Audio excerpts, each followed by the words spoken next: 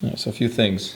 To get this grid display on, you just go up to Menu, and it's in the second menu. And right there is Grid 1. You can turn that on if you want to be able to see the rule of thirds. To get back to always seeing this display, you've got to make sure you're on movie mode, obviously. But if you tap the shutter button, which is the picture taking button in front, it'll do that. Also, what it does is it brings up the metering. You see that little dash right there in the middle? It goes from -3 to +3. That's going to allow me to make sure that I'm exposed properly, and I am. Let's say I wanted to underexpose, so if I went to ISO 200, you could see if I tap the shutter, that little dot comes up and it says I'm at 1. That's not where I want to be, so I'm going to go back to 400. Actually, you know what? I want to overexpose just a little bit, just to show you that now it's at +1. Okay. Let's say I want to change the f-stop, the aperture. I can hold down this AV button, and I could scroll up and down. You can see it's getting darker. More is in focus, but it is getting darker. All right, and what I want to do is have it wide open.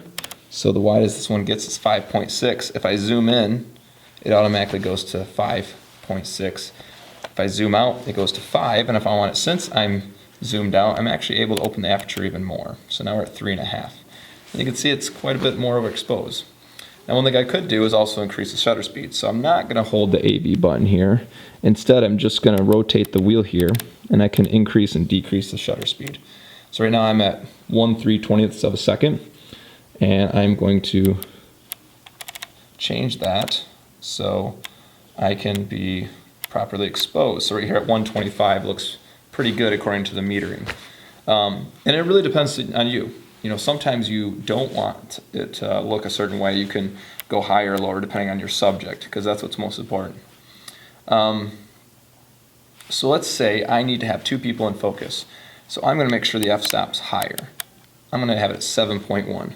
Obviously this is too dark, so I am going to decrease my shutter speed. Now you can see I'm actually just a little bit underexposed right now, but I'm at 50. I don't want to go below 50. The camera does allow you to go down to 30, which would get me the proper exposure. I don't want that though. That is too low for the frames per second that we're shooting at. You never want to go under 50. In fact, when you go up, you should always go up in increments of 25 or 50 to make sure that 24 frames per second is as close as possible. So I'm at 50. So instead what I should do is, well, I need my shutter at 50. I can't go any lower. I don't want my f-stop lower than 7.1 because I want more people in focus. So my last option is going to my ISO. So I'm going to bump that up to 1600. And there we go. Now the only downside of this is that there's more noise. But that's just the way it is. So, you know, go ahead and practice with your camera and see how it goes. And what I could do is I could just maybe point this outside and show you.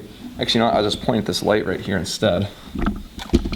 And show you that it's very much exposed right now, right?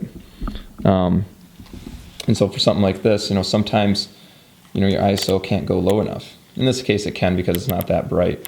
But if that's the case, again, just up your shutter speed and that'll work just fine. But for peeping, what I can do is press this button right here.